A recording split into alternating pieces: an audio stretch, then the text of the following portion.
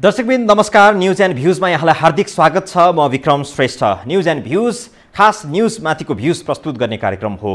दर्शकबिन corona virus, यसको नाम नलिउँ, यो नसम्झ्यौँ भन्दै पनि सम्झिरहनुपर्ने, भनिरहनुपर्ने बाध्यात्मक अवस्थामा हामी छौँ र यही कोरोना भाइरस कोभिड-19 ले हाम्रो दिमागमा मसिङ्गलमा यति धेरै प्रहार गरिरहेको छ अथवा यति धेरै हामी सम्झिन बाध्य भएका छौँ कि यो हाम्रो घर घरमा प्रवेश गरिसकेको अवस्था छ, टोल टोलमा प्रवेश गरिसकेको अवस्था छ र हामी यसबाट जसरी हुन्छ बस्नुपर्ने परिस्थितिहरू छ।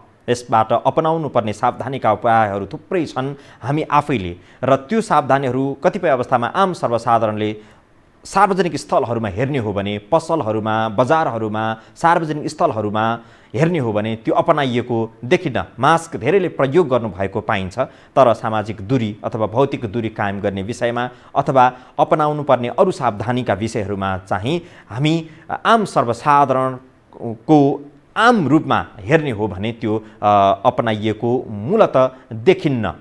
र सरकारले अपनाउनु पर्ने सावधानी, सरकारले गर्नुपर्ने काम कर्तव्य फेरि अर्को छ। जुन काम कर्तव्यलाई हेर्ने हो भने सारा त फेरि आम सर्वसाधारणले पटक्कै चित्त बुझाएका छैनन्। सरकार गैर जिम्मेवार भयो भन्ने टिप्पणी यत्र तत्र भइरहेको छ। आम सर्वसाधारणले मात्र यो टिप्पणी गरिरहेका छैनन्, जनस्वास्थ्यविदहरू, चिकित्सकहरू र समाजका अगुवाहरूले यो टिप्पणी गरिरहेका छन्। र यो हलुका टिप्पणी होइन, यो गहन टिप्पणी यसकारण पनि हो कि नेपालमा सङ्क्रमितहरूको सङ्ख्या दिनदिनै भयावह बनिरहेको छ र मृतकहरूको सङ्ख्या 600 650 पुगिसकेको यो अवस्थामा अब चाडबाड पनि नजिकिँदैछ। चाडबाड नजिकिँदै गर्दाखेरि आम सर्वसाधारणको दैनिकीहरू थप यसमा सक्रिय हुने, आवत जावत बढ्ने, भिडभाड बढ्ने यो स्वाभाविक हो र सरकारले अपिल गरेको छ। चाडबाडको समय छ, यद्यपि भिडभाड नगरौँ, ओहोर दोहोर गर्ने कार्यहरूलाई बन्द गरौँ, दसैँ जहाँ हुनुहुन्छ त्यहीँ रहेर मनाउँ भनेर सरकारले अपिल त गरेको छ। तर सरकारको अपिललाई अक्षरशः पालना गर्ने अवस्था यहाँ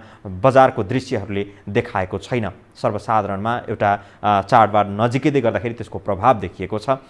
यद्यपि सरकारले अपनाउनु पर्ने सावधानीको उपायहरू अथवा उसले गर्नुपर्ने भूमिकाहरू पूर्णतया निर्वाह हुन नसकेको त छँदै नै छ। सर्वसाधारणले पनि कतिपय अवस्थामा जसरी लकडाउनलाई खुकुलो गरियो अथवा हटाइयो, यसलाई चाहिँ कोरोना सङ्क्रमण नै अन्त्य भएको झैँ जसरी सर्वसाधारण जसरी उपस्थित भएका छन् अथवा बाहिर हिँडडुल गरिरहेका छन्, आफ्नो दैनिकीहरूलाई सुचारू गरिरहेका छन्, त्यसले फेरि सङ्क्रमणको दर बढाइराखेको छ। काठमाडौँ हटस्पट बनेको छ यति बेला कोरोना सङ्क्रमणका कारण।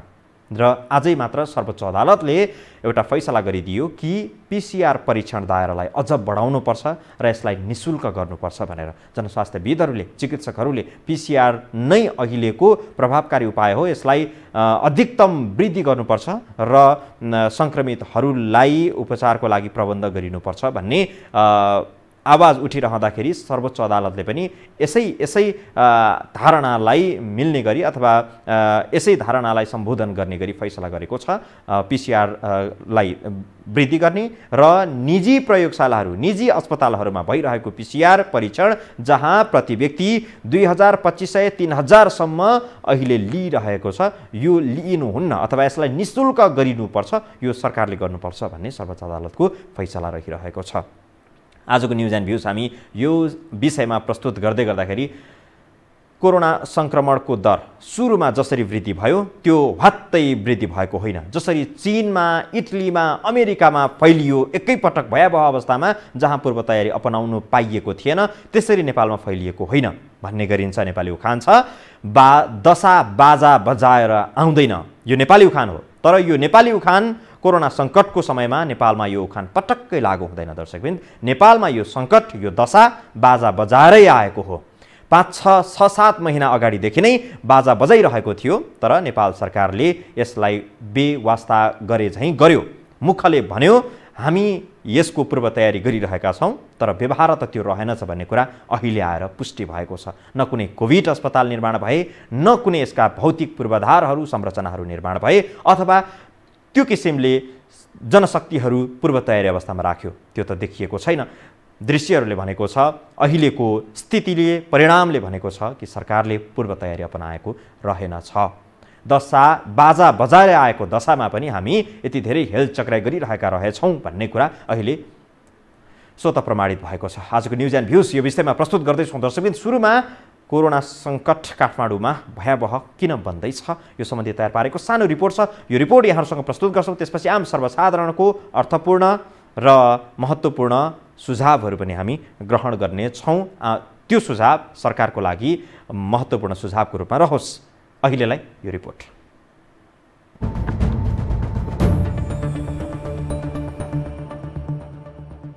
नेपालमा केही दिन यता कोरोना संक्रमितको संख्या उच्च देखिएको छ। मृत्यु हुनेको संख्या पनि दिन प्रतिदिन बढ्दो छ। विशेष गरी संघको राजधानी काठमाडौँ उपत्यकामा संक्रमितको संख्या चुल्लिरहेको छ। नेपालमा गत शनिबार मात्र एकै दिनमा 5000 भन्दा बढीमा संक्रमण पुष्टि भएको थियो। यसमध्ये 2672 जना संक्रमित काठमाडौँ उपत्यकामा फेला परेका थिए। आइतबार शनिबारको तुलनामा आधा भन्दा कम संक्रमित भेटिएका थिए। तर सोमबार नेपालमा 4047 जनामा संक्रमित भेटिँदा उपत्यकामा मात्र 2283 जना संक्रमित भएका थिए। त्यस्तै मंगलबार देशभर 3556 संक्रमित थपिँदा उपत्यकामा मात्र 2129 जना रहेका छन्। संक्रमणको जोखिम बढ्दै गर्दा सरकारले सावधानी अपनाउन निरन्तर खबरदारी गरिरहेको छ। कोरोनालाई ख्याल ठट्टा नसम्झौ। हालसम्म यसको उपचार सम्भव नभएको र रोकथामका लागि भ्याक्सिन पत्ता नलगेको परिप्रेक्ष्यमा हामी आफै सचेत भएनौँ भने यसको नियन्त्रण सम्भव छैन। सरकारले हल्का ढङ्गले लिइरहँदा विज्ञ भने संक्रमण चौथो चरणमा प्रवेश गरिसकेको दावी गर्छन्। सरकारले सही नीति लिन नसक्दा जोखिम नियन्त्रणमा लिन नसकिएको उनीहरूको भनाइ छ। काठमाडौँभित्र चाहिँ चौथो चरणमा प्रवेश गरिसक्यो। सुरुवातमै हामीले चाहिँ रोक्ने प्रयास गर्नु पर्थ्यो नि। त्यसलाई हामीले चाहिँ अलि हल्का रूपले लियौँ जस्तो लाग्यो। अलि त्यहीँनिर रोक्ने प्रयास गरेको भए यस्तो ठुलो नेपालमा यो प्रकोपको, मैले महामारी भन्दिनँ, प्रकोप, ठुलो प्रकोप, अब कसैले महाव्याधि भन्छन्, व्याधिको अवस्था चाहिँ आउँदैन थियो होला। विज्ञहरूले यस्तो चेतावनी दिइरहँदा सरकार र नागरिक पक्षबाट लापरवाही बढिरहेको देख्न सकिन्छ। नियम घोषणा गरेर कार्यान्वयन भए नभएको अनुगमन नगर्ने सरकार र स्वास्थ्य सुरक्षा अपनाउन झन्झट मान्ने नागरिकका कारण जोखिम निरन्तर बढिरहेको छ। त्यसैले यो विषयमा सबै पक्ष गम्भीर बन्नुपर्ने देखिन्छ। यो हो टेलिभिजनका लागि लीलामाया ठटाल, काठमाडौँ।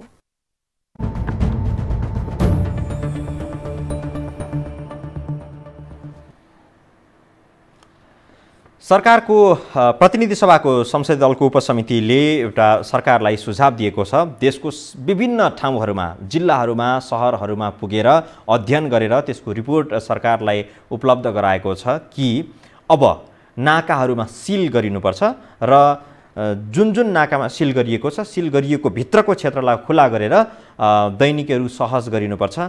यो एउटा उपाय हो भनेर भनेको छ संसदीय उपसमितिको सुझावमा। र अर्को, कडा खालको लकडाउन गरिनुपर्छ।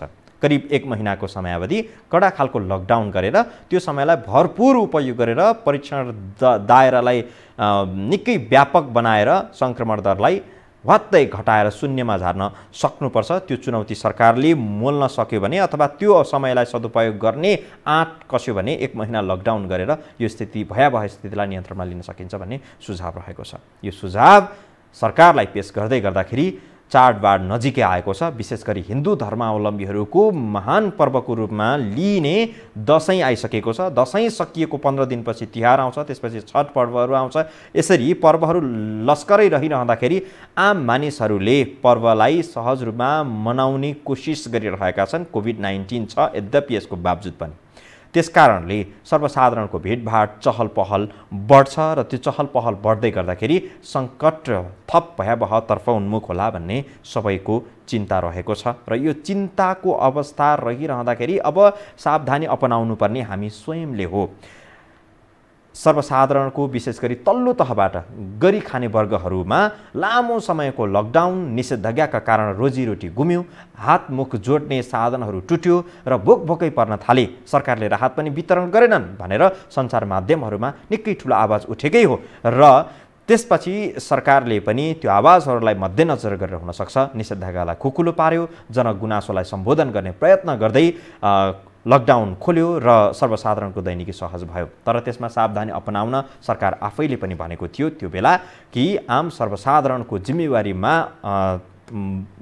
धेरैभन्दा धेरै जिम्मेवारी सर्वसाधारणमा नै रहने गरी सतर्कता अपनाउने गरी सावधानी अपनाउने गरी लकडाउन खुकुलो गरिएको छ भनेर सरकारले भनेको थियो र सर्वसाधारणले सावधानी अपनाएका त छन्, सबै दोष सर्वसाधारणलाई दिन मिल्दैन। कतिपय अवस्थामा त्यसको जिम्मेवारी कम बोध भएको हुनसक्छ। यद्यपि यसको मूल जिम्मेवारी फेरि सरकारकै हो। सरकारले नै यसको परीक्षण दायरालाई वृद्धि गर्ने हो अथवा सर्वसाधारणलाई सावधानी अपनाउनका लागि प्रेरित गर्ने हो, बाध्य बनाउने हो र यस बीचमा संरचनाहरूको निर्माण गर्ने हो, भेन्टिलेटर र आइसियुहरूको निर्माण गर्ने हो र उपचार क्षमता वृद्धि गर्ने हो। तर सरकारले आफूले गर्नुपर्ने दायित्वबाट चाहिँ सधैँ भागी नै रह्यो र आज पनि भागिरहेको अवस्था छ। आज ठुलो सङ्ख्यामा दिन प्रतिदिन सङ्कटको घडी निम्तिँदै गर्दाखेरि सङ्क्रमितहरूको सङ्ख्या वृद्धि भयो भने अब भेन्टिलेटर र आइसियुको अभाव झेल्न थालिएको छ।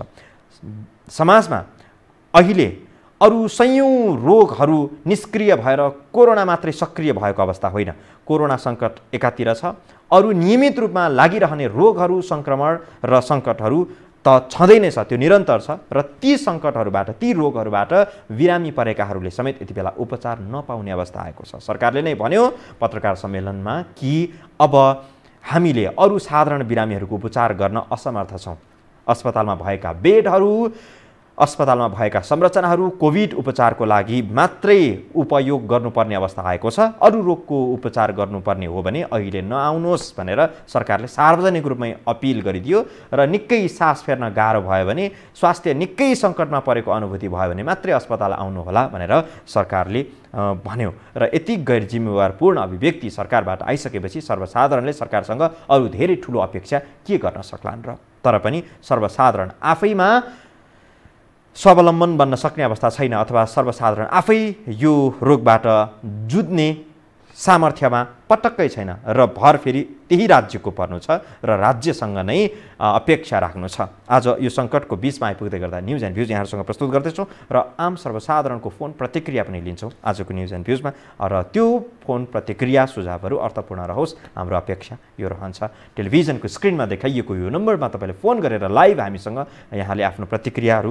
जनाउन सक्नुहुनेछ। सम्पर्कमा कोही जोडिनुभयो। नमस्कार। नमस्कार। नमस्कार हजुर, नमस्कार। शुभ नाम? म बनस्थलीबाट नेत्रबहादुर हजुर नेत्रजी, छोटोमा भन्नु होला है, विषयमा केन्द्रित हुनुहोस्। यसको विषयमा नि, यसको विषयमा जुनसुकै बुद्धिजीवीले बोलुन्, जोसुकैले बोलुन्, पहिले जनतालाई कास र बासको व्यवस्था हुनु पर्यो, खाने उनीहरूलाई व्यवस्था हुनु पर्यो। तपाईँको अहिले भन्ने हो भने नि हाम्रो 6 महिना 7 महिना 6 महिना त पुरा लकडाउन जस्तै भयो। यो भित्र यिनीहरूले के गरे त हामीले यो हेर्नु पर्यो। लकडाउन भनेर हुन्छ? अस्ति किन 3 महिनामा लकडाउन गर्दाखेरि यिनीहरूले किन त्यो चाहिँ यो घटाउन सके, किन घटाएन? अनि यो तपाईँ बाहिरबाट मान्छे जति इन्डियाबाट आएको छ नि मान्छे, यो मान्छे किन भित्र आयो? नम्बर 1 दोषी सरकार हो। सरकारले भूमिका खेल्न त एक रति पनि सकेको छैन। किन मान्छे भित्रै आयो? फटाफट किन भित्रै आएको? हामीले त सुझाव दिएको थियो विभिन्न मिडियाबाट, बाहिरबाट आउनेलाई चाहिँ चेक जाँच गर्ने र इमिडिएटली रोक्नु र काठमाडौँलाई चाहिँ सिल गर्नुपर्छ भन्दा चाहिँ रातभरि मान्छे छिराएर भयावह बनाउने सरकार हो दोषी। अनि अहिले लकडाउन गर्ने के भनेर हुन्छ? लकडाउन गर्ने के? पहिले जनताको स्थिति के छ? जनता कति भोकमारीमा छन्? यिनीहरूले के गरेका छन्? यिनीहरू सत्ता र भत्तामा लडाइँ गर्छन्, जनतालाई भोकभोकै मारेका छन्। यो 25-26 सय मान्छे मरेका छन् नि, यिनीहरूको जिम्मा यिनीहरूले लिनुपर्छ। यिनीहरूले जनतालाई यसरी भोकाले मारेका हुन्। पहिले व्यवस्था गर्न सकिन्छ। तपाईँको 6 महिनासम्म यिनीहरूले कसका बाख्रा चराउन गए, के हेरेर बसे? व्यवस्था गर्न सकेनन्। चाइनामा आउँदाखेरि, इन्डियामा आउँदा, तपाईँ अमेरिकामा आउँदाखेरि त्यो बेला चाहिँ व्यवस्था गर्न सकिन्छ नि त, किन गरेनन्? अनि अहिले जनतालाई चाहिँ उ गरेर हुन्छ? यिनीहरू सत्तामा लुट्छ, यिनीहरूको सबै सुविधाहरू काट्नुपर्छ। मन्त्रीमण्डलहरूको सबै भुपुहरू खानेको सुविधा टोटली काटेर गरिब जनतालाई त्यहाँबाट ल्याएर खाद्यान्न दिनुपर्छ। सरकारले इमिडिएटली आजको भोलि गरोस्। यो म सरकारलाई अनुरोध गर्न चाहन्छु। सुविधा खाएर तिमीहरू मात्रै ढाडिएर बस्ने होइन, पहिले जनतालाई खुवाउनु पर्यो। खाना ज्यान उनीहरूको चाहिँ सुरक्षित हुनु पर्यो र जनतालाई खानका लागि। कोरोनाले भन्दा भोकले मान्छे मर्दैछ, भोकले यिनीहरूलाई थाहा छ कि छैन यो कुरा? हस् नेत्रजी, तपाईँलाई म यहीँ रोकौँ। हुन्छ, धन्यवाद। हस्, तपाईँलाई धेरै धेरै धन्यवाद। छोटोमा आफ्नो प्रतिक्रिया राख्ने प्रयत्न गरिदिनु होला।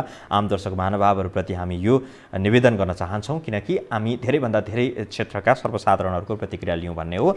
दसैँ अघि अब धेरै सर्वसाधारणको मनमा यो प्रश्न उब्जिएको छ कि दसैँ अगाडि लकडाउन हुन्छ कि दसैँ अगाडि फेरि सरकारले लकडाउन गर्दैछ। यो प्रश्न, यो त्रास, यो भय धेरै सर्वसाधारणको मनमा उब्जिएको छ। सरकारले यसको ठ्याक्कै जवाफ त दिएको छैन। हुनसक्छ सरकारले यसको अध्ययन, अनुसन्धान, सर्वेक्षण गर्दै होला।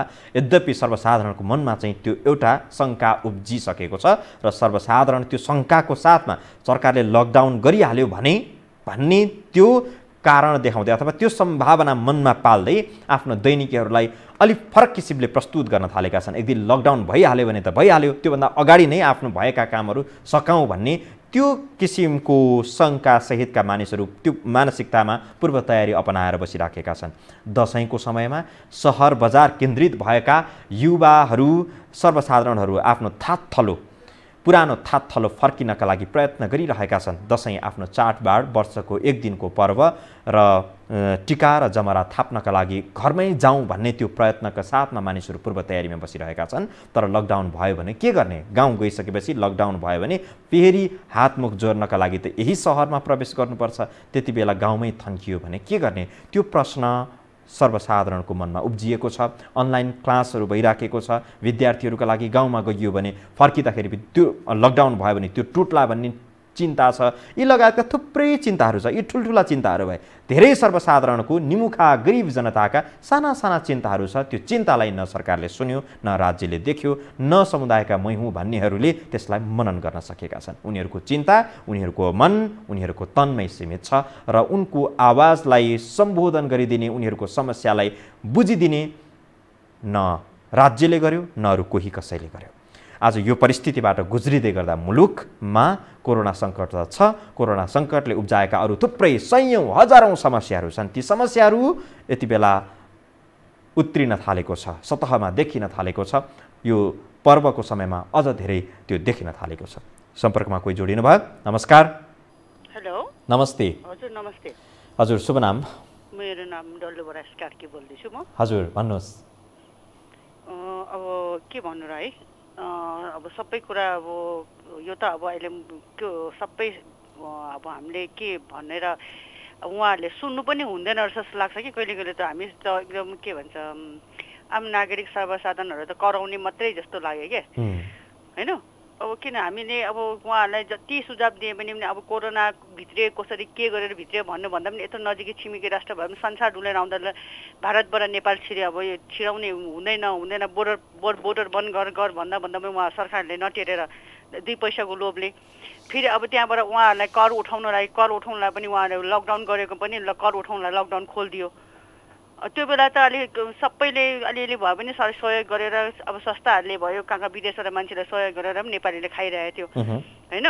अब त्यसो गर्दा गर्दा अब अहिले दसैँको मुखमै सरकारले यस्तो गरेर यो के भन्छ अहिले लकडाउन गर्ने भनेर अब अस्तिदेखि नै भयो। अब दसैँमा त त्यसै पनि बिदा, कर्मचारीहरूको बिदा हुन्छ, सबै कर्मचारीहरू आफ्नो आफ्नो घर जान्छन्। अब त्यसै त अब अलिकति यो अहिले काठमाडौँ अहिले त्यो भिडभाड त्यति छैन पहिला जस्तो, होइन? पहिलाको लकडाउनभन्दा अगाडि जस्तो। अब यो काठमाडौँमा अहिले भएको मान्छेले चाहिँ 2 पैसा कमाएर भए पनि दसैँभरिमा चाहिँ यत्रो 6 महिनासम्म बन्देज बनाएर बस्यो। अब त्यो कोरोनाले गर्दाखेरि अब त्यो माथि पनि अलिकति खुला कमाउने समयमा दसैँमा त्यसै पनि बिदा हुन्छ, त्यसै पनि लकडाउन भइहाल्छन्। त्यसभित्र पनि खानुलाई चाहिँ अलिकति दुःख नहोस् भनेर काम गरेको जनताहरूलाई पनि अब तरास बनाइदिएको छ क्या सरकारले। यो तरास चाहिँ सरकारले चाहिँ अब यो बनाउनु भन्दा पनि यो सरकारले दसैँभरिमा चाहिँ कसरी सुविधा दिने, कसरी सुलभ तरिकाले सामान वितरण गर्ने, कसरी यो भिडलाई कम गर्ने, कसरी यो यातायातमा त तपाईँले अब भन्नै पर्दैन। अब भाडा डबल लिने अनि सिटको गर्ने भनेपछि त अहिले बेलुका त तपाईँहरूको त्यो न्युज च्यानलहरू क्यामेरा बोकेर जानुहोस् त, मान्छे पहिला जसरी खाँदैछ त्यसरी खाँदैछ, डबल भाडा पनि लिएको छ। त्यस्तो त गराएछ भनेपछि उहाँले प्रहरी लगाएर पनि के अरे सादा पोसाकमा प्रहरी लगाएर पनि अब यसको अनुगमन गरेर एकदमै पैसा डबल तिरेछ नागरिकले। तर जहिले पनि जहाँ पनि लुटेको मात्रै छ के, सरकारले त्यो सबै कुराको सुविधा सुलभ गरिदियो भने चाहिँ अलिकति यो कोरोनाबाट पनि कम हुन्थ्यो कि अलिकति यो जनतालाई मार्का पनि कम हुन्थ्यो कि भन्न चाहन्छु। धन्यवाद। तपाईँलाई धेरै धेरै धन्यवाद महत्त्वपूर्ण आफ्नो भनाइको लागि। न्युज एन्ड भ्युजमा यहाँहरूसँग उपस्थित छौँ हामी लाइभ र आजै मात्रै सरकारले निर्णय गरेको छ कि सार्वजनिक यातायातमा जो एक सिटमा मात्रै यात्रु राखेर सञ्चालन गर्न पाइने यसअघि निर्णय गरेको थियो सरकारले, त्यसलाई संशोधन गरेको छ र पुरा क्षमताका साथमा यात्रुहरू बोक्न पाइने भनेर निर्णय गरेको छ। र यसअघि एक सिटमा मात्रै अथवा आधा सिटमा मात्रै यात्रु बोक्दा जुन दोब्बर भाडा दर यात्रुबाट लिन पाउने सुविधा सरकार आफैले यातायात व्यवसायीहरूलाई सुरक्षित गरिदिएका थिए, त्यो पनि यसमा संशोधन भएको छ र यसअघि चलिआएको भाडा दरमा नै साधारण भाडा दरमा नै यात्रुहरू ओसार पोसार गर्न पाउने भनेर त्यो व्यवस्था गरिदिएको छ। यो चाडपर्वलाई लक्षित गरेर सरकारले गरेको निर्णय हो, जहाँ सर्वसाधारणको आवत जावत वृद्धि भयो र सर्वसाधारणलाई सहज होस् भन्ने हेतुले सरकारले यो निर्णय गरेको हो भनेर स्वयं सरकारले भनेको छ। यसपछि यातायात क्षेत्रमा जोर बिजोर प्रणाली जसरी लागू गरिएको छ त्यसले कोभिड-19लाई रोकथाम गर्नका लागि सरकारले भिडभाड नहोस् भनेर अपनाएको अर्को एउटा सूत्र हो र त्यो सूत्र पनि त्यति प्रभावकारी भएको देखिन्न। विभिन्न बहानामा विभिन्न आवश्यकताका आधारमा सर्वसाधारणहरूले त्यसलाई जानी बुझिकनै उल्लङ्घन गरेका पनि छन् र त्यो बाध्यताको परिस्थितिलाई सरकारले केही समय नजरअन्दाज पनि गरेकै हो। तर पछिल्लो 1-2 दिनलाई हेर्ने हो भने काठमाडौँ उपत्यकामा जोर बिजोर प्रणालीलाई पुनः कडाई गर्ने र भिडभाडलाई नियन्त्रण गर्न प्रयत्न गर्ने त्यो गरेको देखिन्छ। र हामी सडकमा निस्किँदाखेरि पनि ट्राफिक प्रहरीहरू नेपाल प्रहरीले यो जोर बिजोर प्रणालीलाई अक्षरशः पालना गराउनका लागि अधिकतम प्रयत्न गरेको देखिएको छ। यो सम्बन्धी तयार पारेको सानो भिडियो रिपोर्ट छ, यहाँहरूसँग प्रस्तुत गरौँ।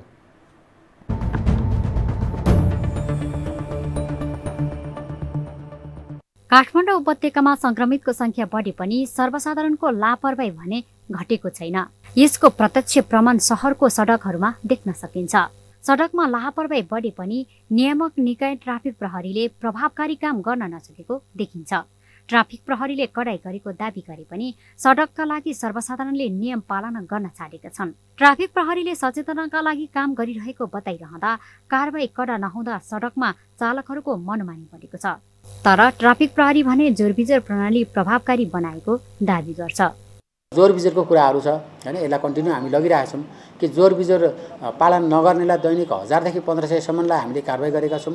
त्यस्तै चाहिँ बसहरूमा भिडभाड गर्ने हैन, बसमा चाहिँ जबरजस्ती भिडभाड हुन खोज्ने त्यस्तोहरूलाई पनि दैनिक 700 देखि 800 सम्म चाहिँ हामीले त्यस्तोलाई पनि कारबाही गरेका छौँ। सर्वसाधारण भने ट्राफिक प्रहरीको कारबाही प्रभावकारी नभएको बताउँछन्।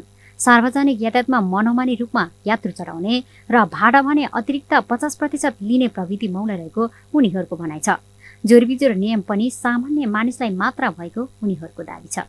अब यहाँ कोही अब सरकारी भन्छन् सरकारी हुनेलाई चाहिँ हैन छोड्ने, बिजोर हुनेको पनि अब हाम्रो अब सरकारी जागिर नहुने भन्दैमा हामीलाई चाहिँ त्यस्तो राख्न त नमिल्ने हो। खासमा जोरवाला चलेको रहेछ, तर बिजोर भए पनि बाध्यतावश म चाहिँ घर जानको लागि यहाँ आएको होइन। अलिकति त्यो चाहिँ समस्यामा आपतकालीन भन्ने हुन्छ नि, आपतकालीनको लागि मात्र मैले युज गर्न खोजेको हो। उपत्यकामा संक्रमण बढ्न थालेपछि सरकारले सवारी सञ्चालनमा जोरबिजोर प्रणाली लगाइएको थियो। लकडाउन र निषेधाज्ञा हटे पनि यातायातमा लागेको जोरबिजोर हटेको छैन। नियमन नहुँदा सरकारले यसको प्रभावकारिताको पुष्टि गर्न सकेको छैन। यो हो टेलिभिजनका लागि क्यामेरामा शिर श्रेष्ठका साथमा लीलामाया ठटाल, काठमाडौँ।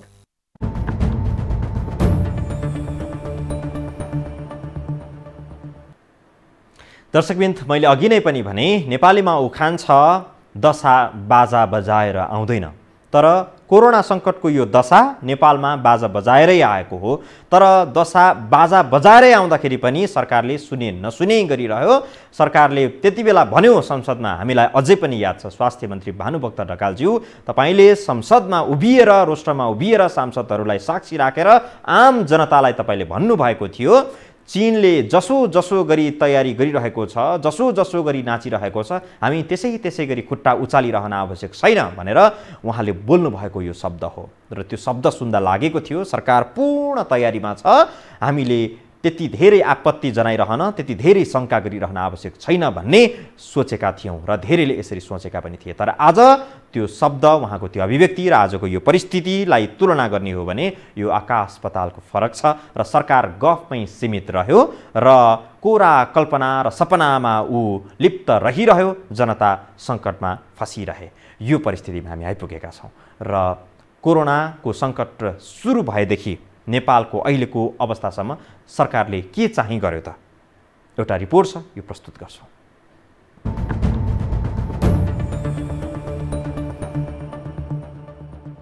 नेपालमा आज कोरोना संक्रमणका कारण थप 18 जनाको मृत्यु भएको छ। स्वास्थ्य तथा जनसङ्ख्या मन्त्रालयका अनुसार देशभर ज्यान गुमाउनेको सङ्ख्या 663 पुगेको छ। आज देशभर एकै दिन 3556 जनालाई संक्रमण भयो।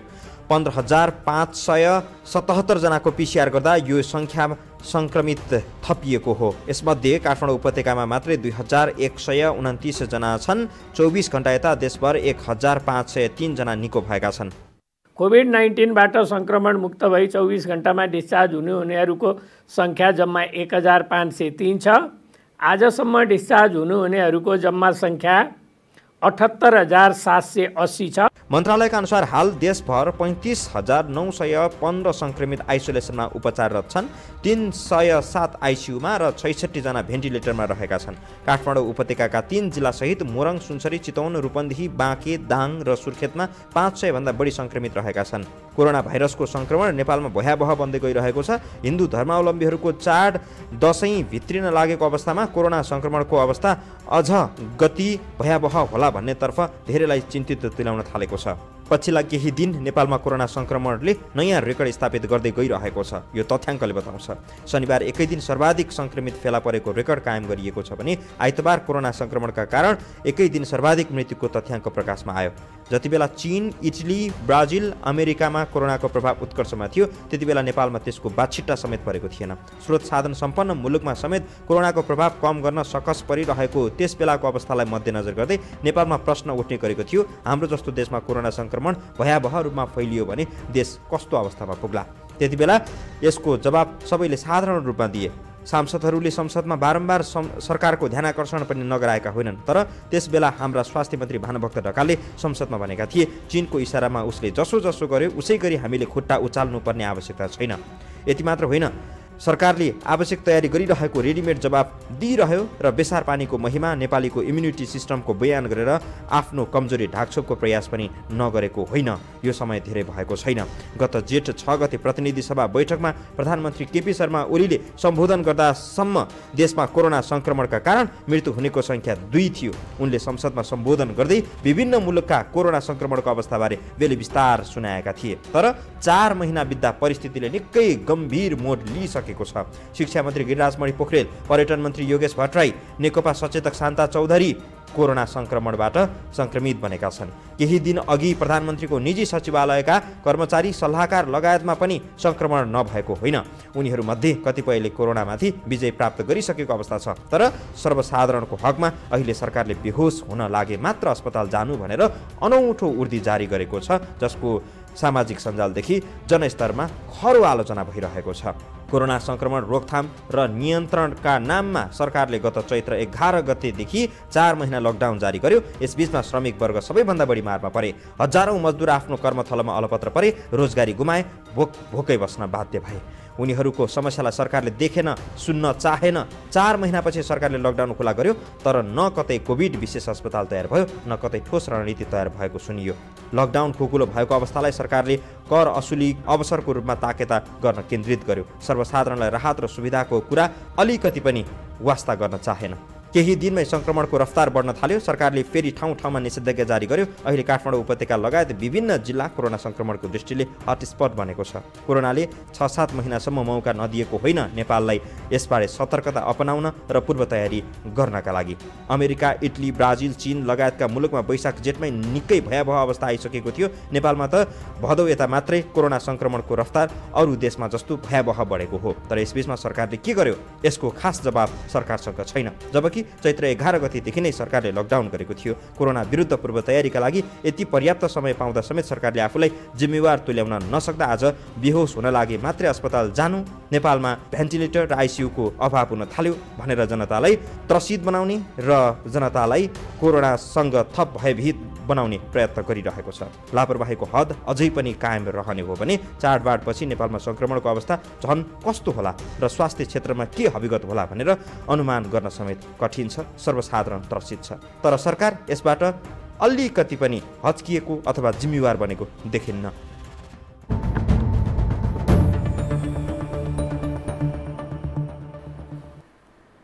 आम जनताले भन्ने गरेका छन् दर्शकवृन्द कि सरकार एउटा भेत्ता भयो, जति कराए पनि उसले सुन्दैन, न कुनै प्रतिक्रिया जनाउँछ। अहिले लगभग त्यस्तै अवस्था छ।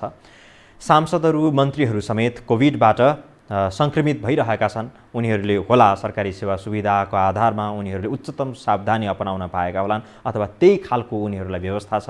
कोरोना संक्रमण जितेर उनीहरू सहजै फर्किन सक्छन्। तर सर्वसाधारण जसको घरमा चुलो बल्न गाह्रो छ उनीहरू यो धेरै समस्याहरूबाट, रोगबाट, भोगबाट र यो निषेधाज्ञाको बारम्बारको निषेधाज्ञाबाट समाज जसरी चलायमान हुन पाएन त्यसको समेत असर भोगेर घरमा बसिरहनु परेको छ अथवा त्यो खालको पीडाबाट आक्रान्त पनि रहेका छन्। र सर्वसाधारणलाई कोभिड भइहाल्यो भने, कोरोना लागिहाल्यो भने दीर्घरोगी भएकाहरूलाई निकै ठुलो समस्या छ, चुनौती छ र त्यो खालको सङ्कटबाट गुज्रिरहनु परेको छ। उनीहरूलाई सारथी बन्ने अरू कोही छैन, न राज्य नै त्यसको सारथी बन्न सकेको छ। अस्पतालबाट अथवा स्वास्थ्य चौकीहरूबाट अथवा वडा कार्यालयहरूबाट कोभिड लागेका बिरामीहरूलाई फोन गरेर तपाईँलाई कस्तो छ भनेर सोध्ने बाहेक राज्यले गरेको अरू केही पनि उपलब्धि देखिन्न। र सर्वसाधारणले भन्ने गरेका छन् स्वास्थ्य चौकीहरूबाट, वडा कार्यालयबाट आएको एउटा फोनलाई मात्रै पनि उपचारको रूपमा लिन पाउँदाखेरि पनि हामी खुसी छौँ। त्यति सरकारले फोन गरेर हाल सन्चो बिसन्चो सोधिदिएको छ, त्यसैमा हामी खुसी छौँ भनेर चित्त बुझाउनु पर्ने अवस्था छ। कठैभरि यो परिस्थितिबाट हामी कहिलेसम्म गुज्रिरहने यो प्रश्न जनजनले गरिरहेका छन्। र यो मूल एउटा प्रश्न सुरुदेखि हामीले जोडिरह्यौँ, दसैँ अथवा चाडपर्व अघि सरकारले फेरि लकडाउन गर्छ कि गर्दैन अथवा सिल गर्ने जुन प्रस्ताव समितिले राज्यलाई, सरकारलाई दिएको छ त्यो प्रस्तावलाई सरकारले के गर्ला यो प्रश्न अझै पनि अनुत्तरित छ र सर्वसाधारणमा शङ्का, त्रास, भय उत्पन्न भइराखेको छ। सरकारले यसको स्पष्ट जवाफ छिट्टै दिन आवश्यक छ कि सर्वसाधारणलाई एउटा मार्गनिर्देश गरोस्, सर्वसाधारणले आफ्नो पूर्व तयारी जे अपनाउनु पर्ने हो, लकडाउन हुने हो भने के गर्नुपर्ने हो, नहुने हो भने सर्वसाधारणले के व्यवस्था गरेर आफ्नो दैनिकी गर्ने हो, त्यो पूर्व तयारी अपनाउने वातावरण सरकारले बनाइदिन आवश्यक छ। यो भुमरीमा धेरै समय अल्झाइराख्न आवश्यक हुँदैन। आफूले गर्नुपर्ने काम गरोस् सरकारले। हाम्रो चाहना पनि यही हो। सर्वसाधारणको आम प्रतिक्रियाको सार पनि यही नै हो। आजलाई न्युज एन्ड भ्युज सकियो। दर्शकवृन्द हेरिदिनु भयो, यहाँलाई आभार प्रकट गर्न चाहन्छौँ। भोलि पुनः उपस्थित हुनेछौँ। बिदा दिनुहोस्। नमस्कार, शुभरात्रि।